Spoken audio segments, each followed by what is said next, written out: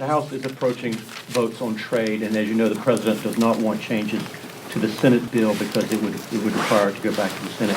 Can you support that TPA bill as it came over from the Senate? Well, let's go back to your first point. The House is fast approaching. Do you know something I don't know? When is this going to happen? I suppose when they have the votes, and we'll see when that is.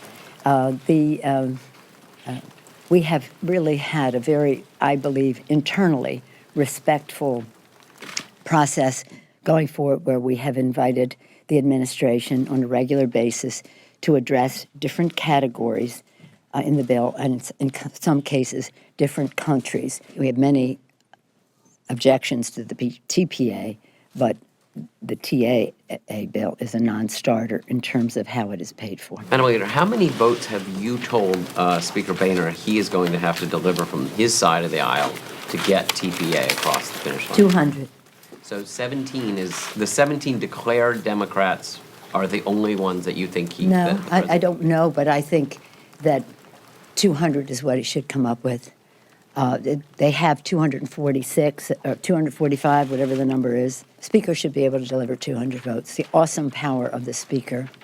I know of what I speak.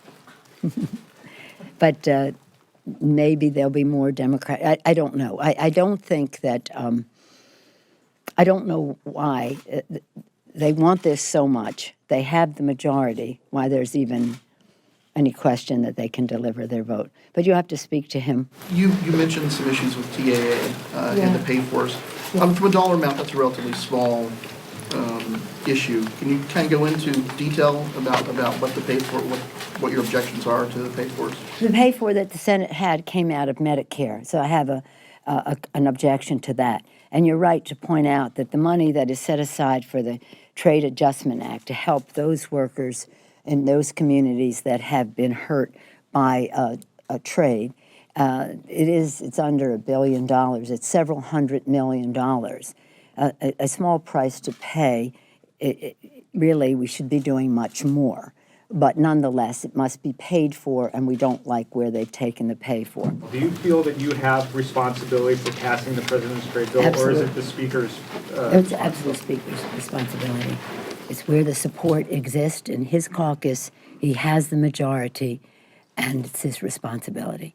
And every time we had a bill that came to the floor when I was speaker, you said it was a test of my leadership. It's a test of his. I have confidence in him. I think he can deliver 200 of his members, but it's not my responsibility.